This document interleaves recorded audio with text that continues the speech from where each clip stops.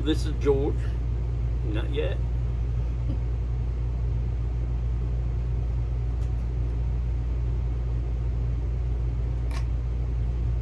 Hello, no. Hello, this is George. And Bonnie.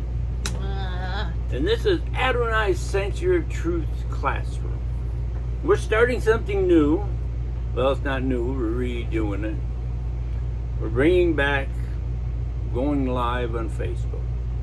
That way people can chime in and send us questions, ask us questions, and hopefully we'll be able to come and answer. We're going to have the first 4 weeks or so until we get home and have things more straightened out.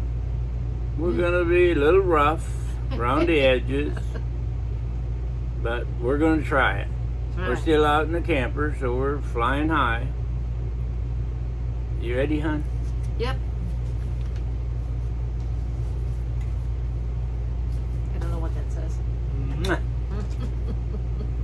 Here we go. Our talk tonight's going to be more about Jacob and Judah. But we're going to start out in Bereshit, or Genesis 37, 31 through 35, please. Genesis 37. 37, 31 through 35. That's 37 right there. Mm-hmm. Oh, that's right. Sorry. Told you it'd be rough. Yep. What'd you say it was? 31 through 35. They took Joseph's robe, killed a male goat, and dipped the robe in the blood. Then they sent the long-sleeved robe and brought it to their father, saying, "We found this. Do you know if it's your son's robe or not?" He recognized it and cried, "It's my son's robe. Some wild animal has torn Joseph in pieces and eaten him." Jacob tore his clothes and, putting sackcloth around his waist, mourned his son for many days. Though all his sons and daughters tried to comfort him, he refused all consolation, saying, "No, I will go down to the grave to my son mourning." And his father wept for him.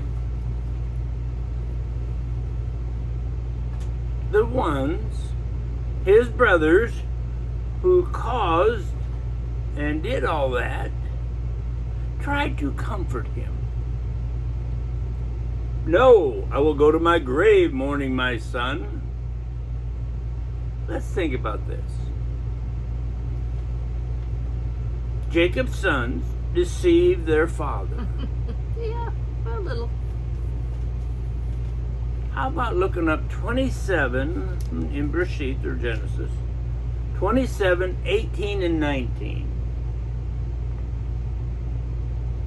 He went to his father and said, "My father." He replied, "Here I am." "Who are you, my son?"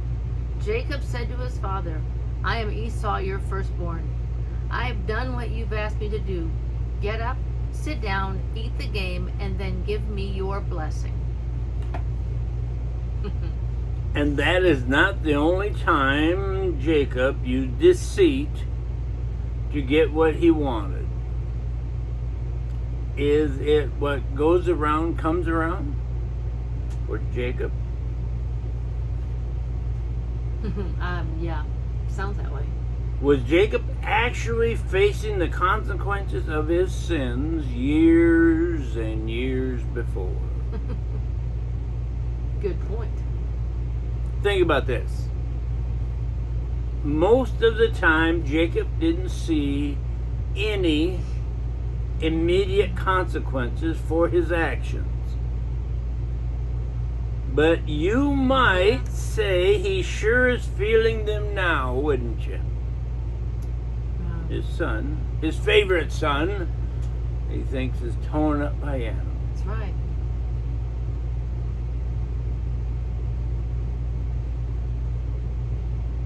"37 ends explaining what happened to Joseph. Sold to Potiphar, captain of the guard, one of Pharaoh's officials.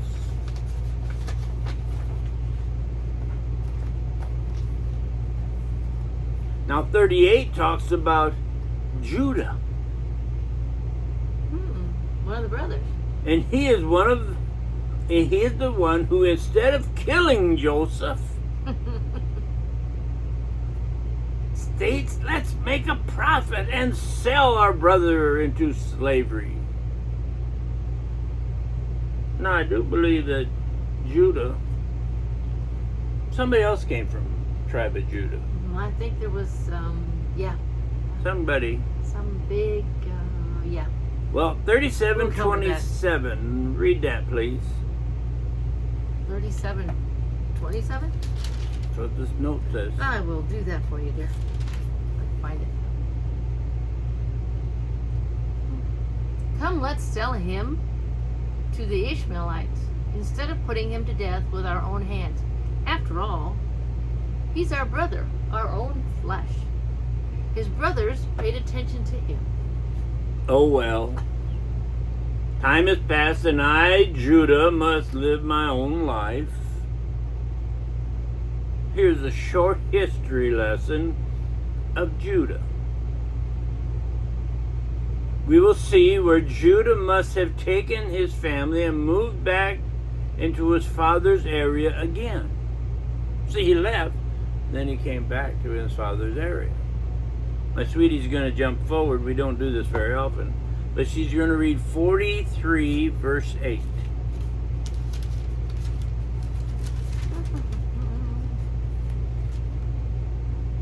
Judah said to Israel, his father, "Send the boy with me, and we will make preparations and leave, so that we may stay alive and not die, both we and you, and also our little ones." In other words, they moved back in. He came back.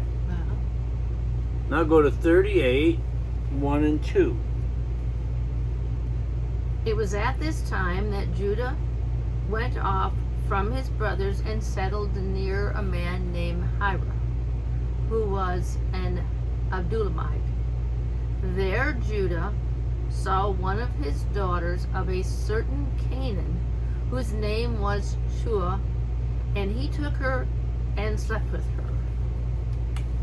Judah didn't want to stay with his family any longer, was it? He wanted to put their detestable actions behind him. Felt guilty maybe. So for now, Judah left. You might say, out of sight, out of mind type of thing. Maybe that's what he was going for. Yeah, it's a good possibility. Judah married a Canaanite woman.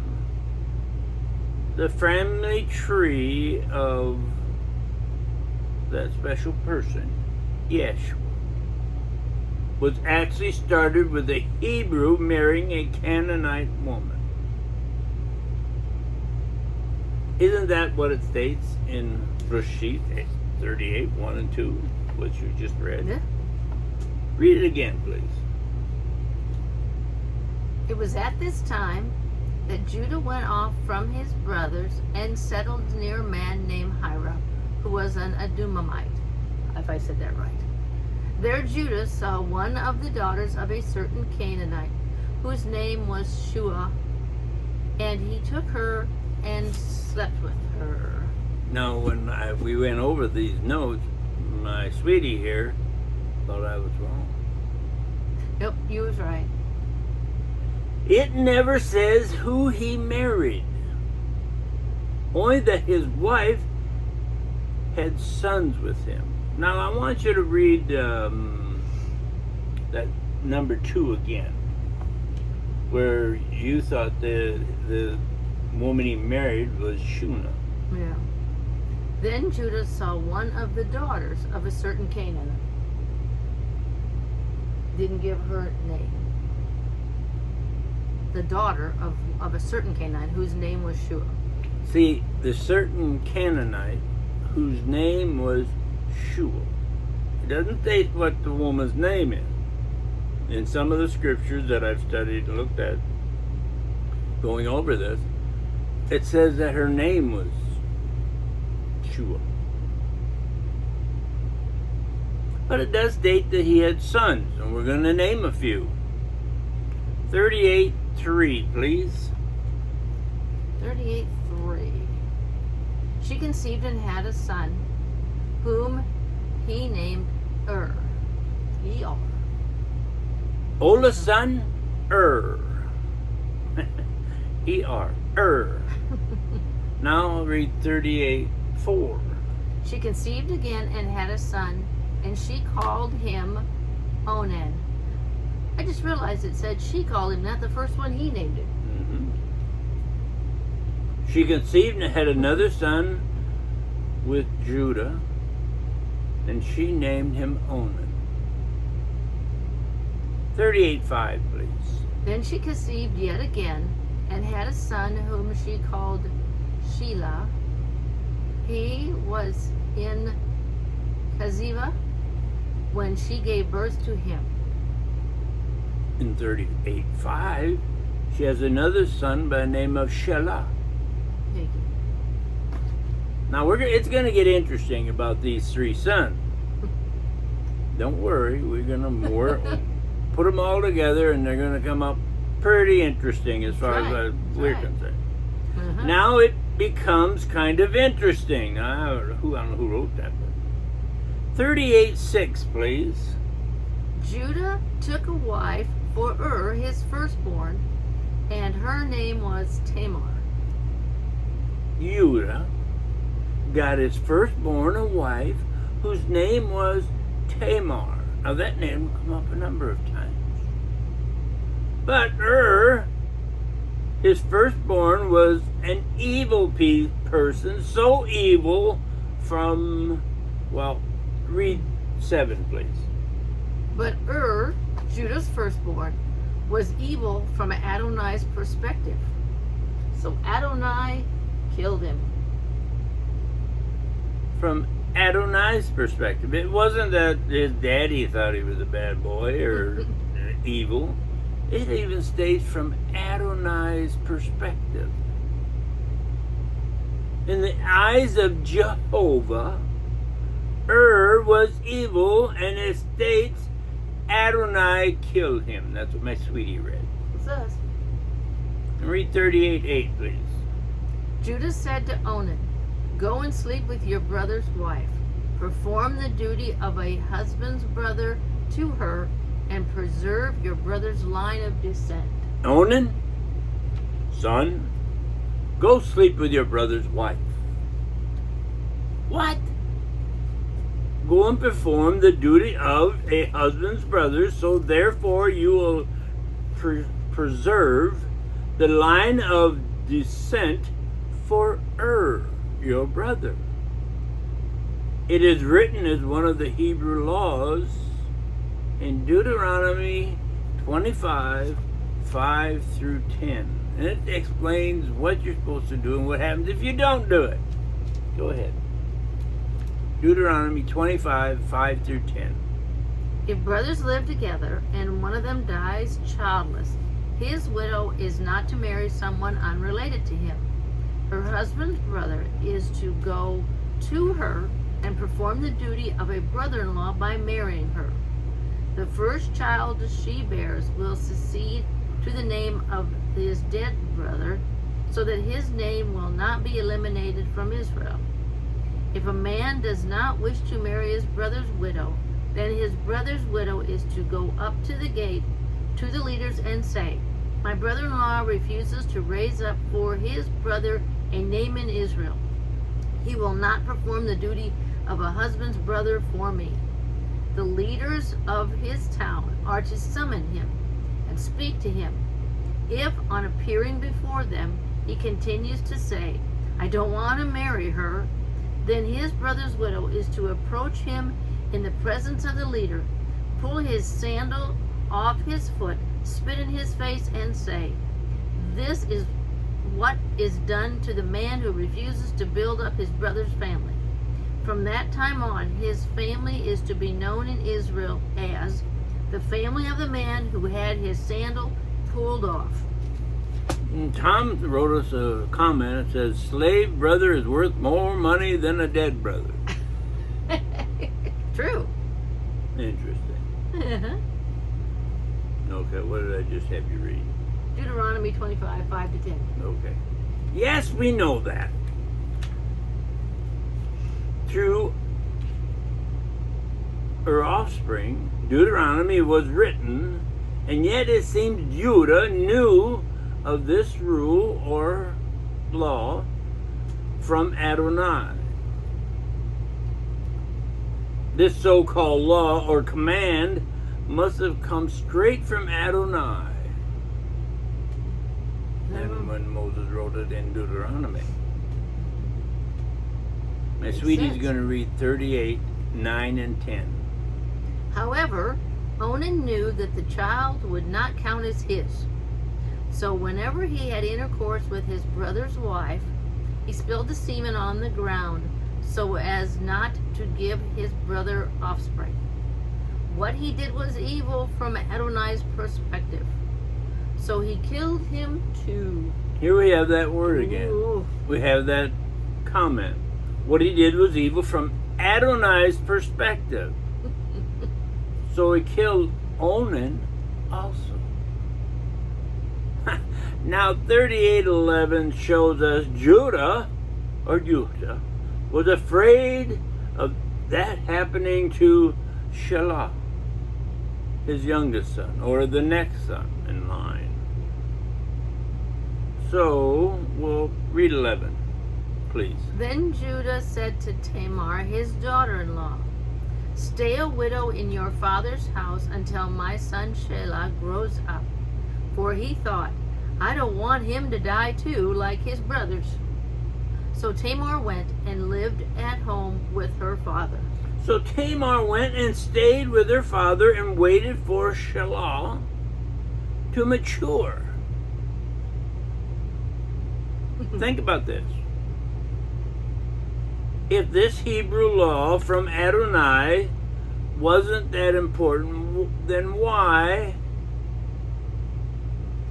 Read the last 5 words of 10. The last 5 words of 10. Oh, so he killed him too.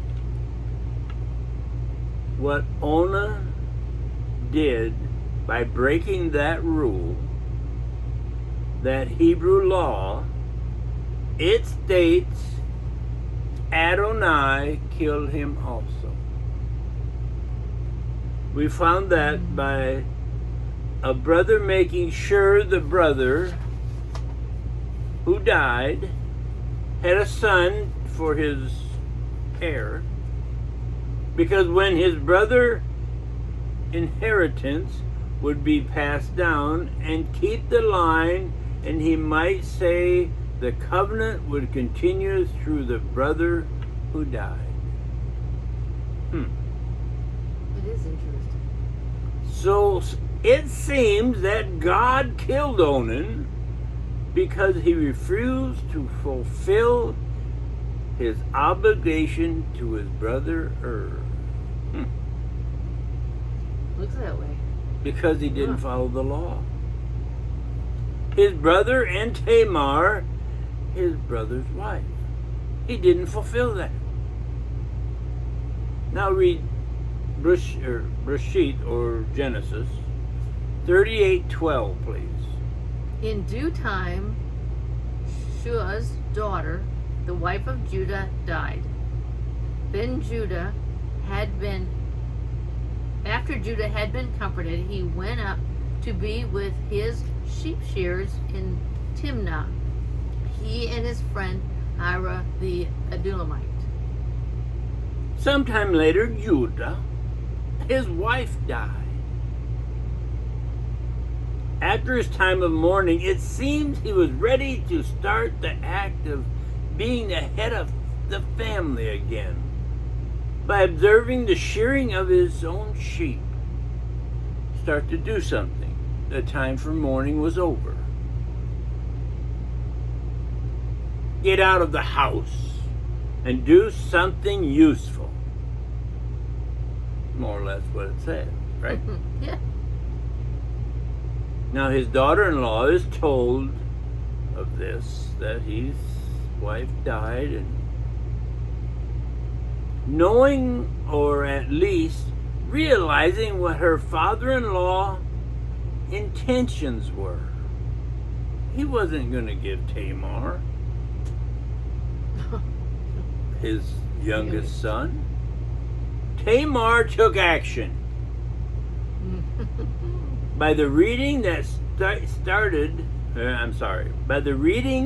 stated in due time, or sometime long ago, others state years had passed.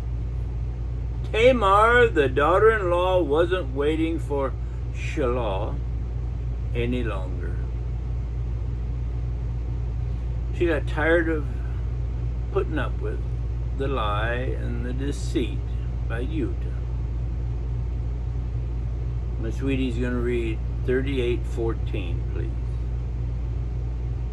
So she took off her widow's clothes, completely covered her face with her veil, and sat at the entrance of Enayan, which is on the way to Timnah. For she saw that Shelah had grown up, but she was still not being given him as a wife. For years she wore widow's clothing, waiting. But no more. Oop, she's done. It only states she took off those widow's clothes. The actual scriptures state, took off the widow's robes and veiled herself and veiled her face as not to be seen. So nobody could see the face. Covering her face with a veil dark enough or around her face so she wouldn't be recognized. Yet it states she sat at the entrance of Ilion, a little northeast of Jerusalem. That place is by the spring where Yochanan, or John, the immerser, the Baptist, was thought of where he was baptizing.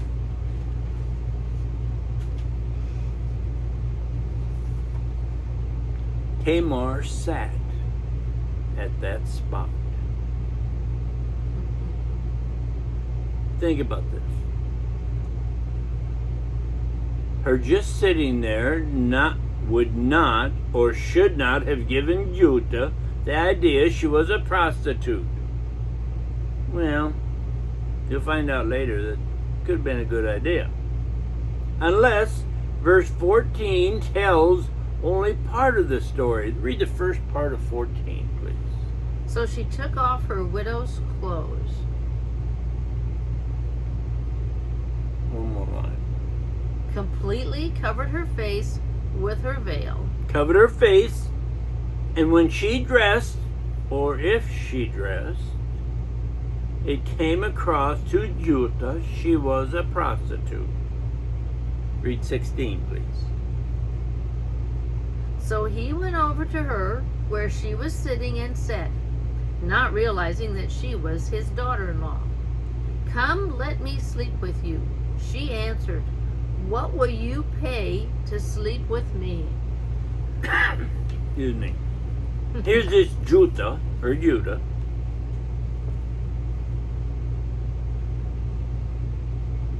who is the line of Yeshua. He goes to this person that he thinks is a prostitute. It says, "Come, let me sleep with you." Now here's the part that shows how smart she really was. Knowing her father-in-law, she states, "What will you pay me?"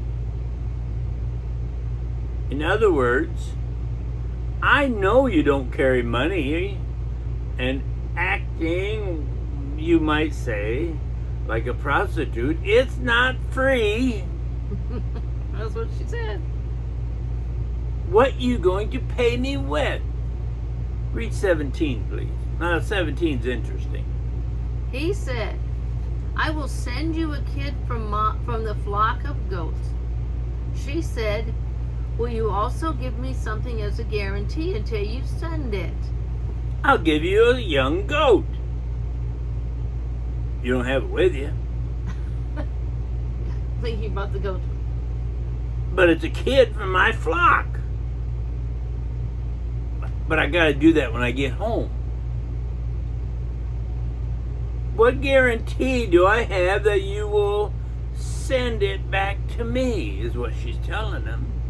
Yeah. She has a plan. She has 18. a plan. 38:18. He answered, what should I give you as a guarantee? She said, your seal with its cord and the staff you're carrying in your hand. So he gave them to her, then went off and slept with her, and she conceived by him. By what is stated, it almost like he's saying, you want me to give you what? A guarantee? Think about how smart his daughter-in-law was. It had to be something Judah would know without a doubt it was his. So she states, your seal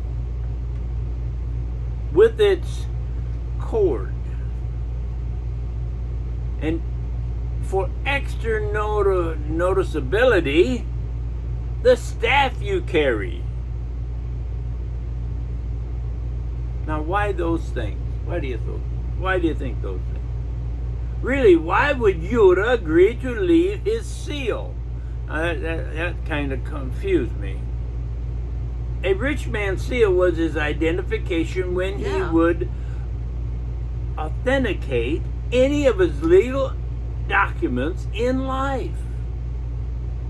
The closest we can think of, it would be like our passport of identification. So why would he give her that? She might as well have stated in 17, how do I know you will keep your promise? Actually, she's saying behind underhanded way, you haven't kept the promise to me yet, so why would I believe you now? Yeah, why would I believe you now? You haven't kept your promise to me before, so why should I think you will keep this one? When we went over 18 and again, when Judah actually saying to the prostitute, you want what? A guarantee? Read 38, 17 and 18, please, again. He said, I will send you a kid from the flock of goats. She said, will you also give me something as a guarantee until you send it? He answered, what should I give you as a guarantee? She said, your seal with its cord and the staff you are carrying in your hand. So he gave them to her, then went and slept with her, and she conceived by him. Judah must be thinking, okay, the bartering time is over, the price is set, the guarantee has been exchanged, now the action of sleeping with this prostitute is all that's left. Boy, is he going to be surprised. Yep. Those two had sex, as she just read, and his daughter-in-law gets pregnant by him, Judah. Read 38:9. She got up and went away, took off her veil and put on her widow's clothes. Now read 38:14. So she took off her widow's clothes, completely covered her face with her veil, and sat by the entrance of Enanian, which is on the way to Timnah. For she saw that Shelah had grown up, but she still was not being given to him as his wife. 14 states she took off her widow's clothes, and 19 states she put on her widow's clothes.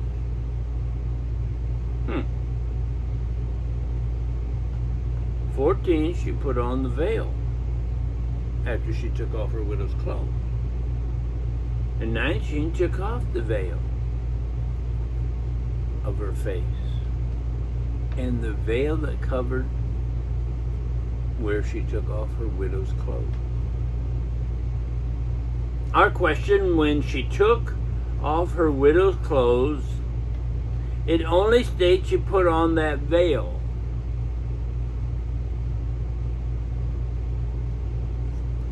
Was that to make sure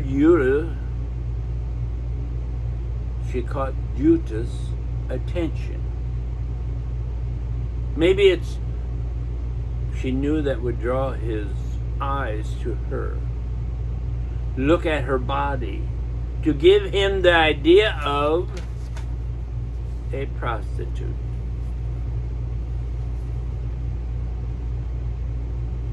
In other words, a prostitute was waiting for her customer. She waited until Judah was coming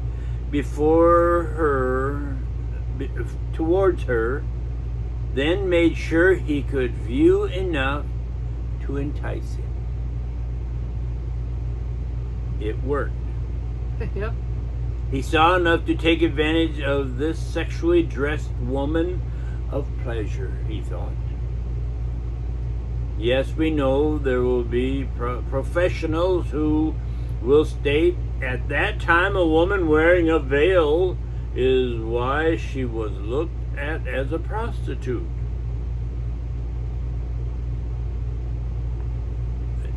When it says she only put on a veil and a heavy veil to cover her face, it gives you a different idea. Yet in 14, does it say she put on anything except the veil?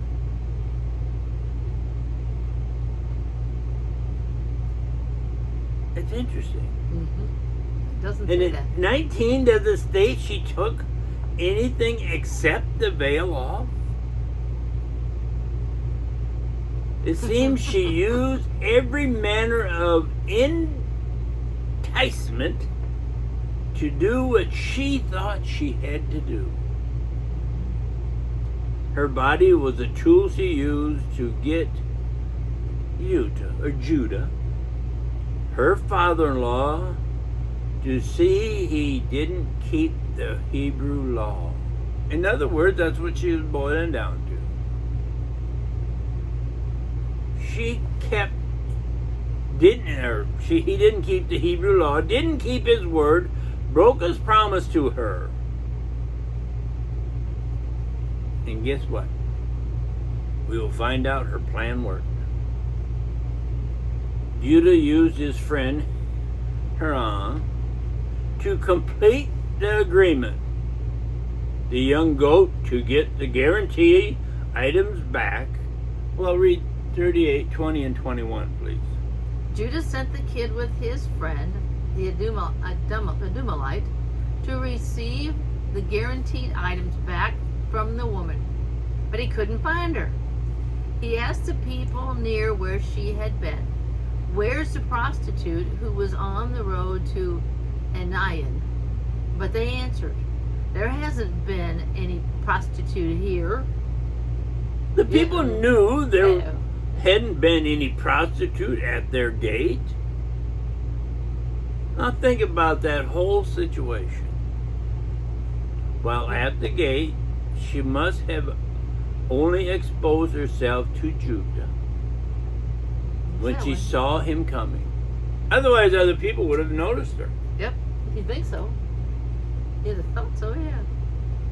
She made sure her plan was only going to draw her target. One person would be able to see and react to her body. She knew her father-in-law, and it worked as planned. We like how 38:22 goes. Read 38:22, please. So he returned to Judah and said, "I couldn't find her." Also the people there said, "There hasn't been any prostitute here." Can you imagine how his best friend, his buddy, his companion, or whatever, his partner, going back and saying, I can't find any prostitute, and the people said, what are we talking about? There hasn't been any prostitutes here at our gate. And then they really sit down and they go, whoa, talk about confusion. For hurrah, the Adullamite, his friend. Now what is Judah going to do? Read 38:23, please. Judah said, all right, let her keep the things, so that we won't be publicly shamed. I sent the kid, but you didn't find her. I like this. So that I won't be publicly shamed.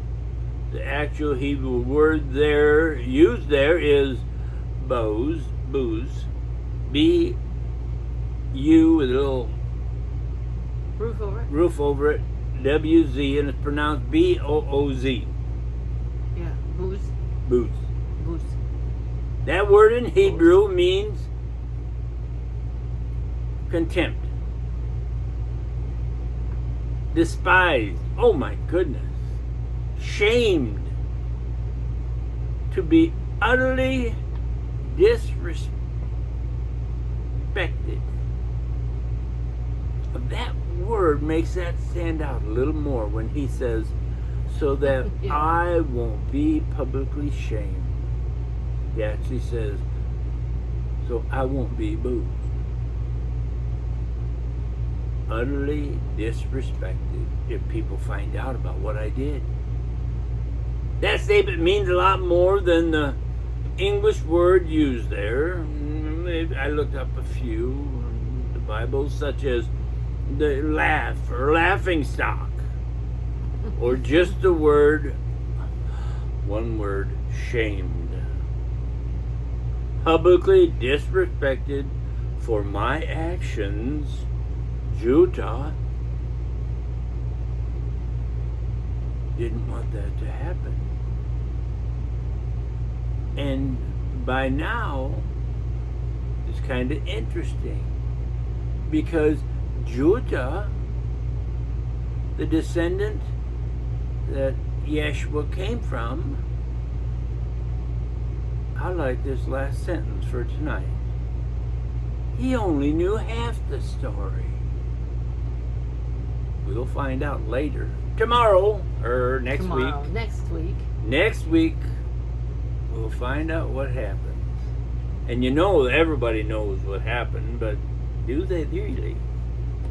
Do they really put enough emphasis on what really took place? We can figure she took off with his seal. Mm-hmm. I think he'd be publicly shamed anyway. Everybody's gonna know.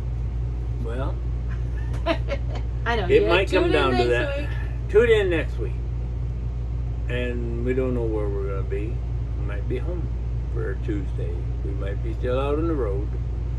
But share it. Tell people. We're live again. Yep. Hopefully it all went well. Yay! Hopefully it all went well. And it'll be on Facebook and YouTube. Yep. So check it out. Like and share it. Thank y'all for being a part of this. Send questions. Yeah. Come on live and ask questions. Make comments. And when we get home, the end of, we start by 1st of September. That old guy that we usually have with us, George, he'll be with us too. And we're going to have a little different floor mat, whatever that is. Yeah, what she said. Okay, love yous. Have a good week, guys. See you God next bless. week.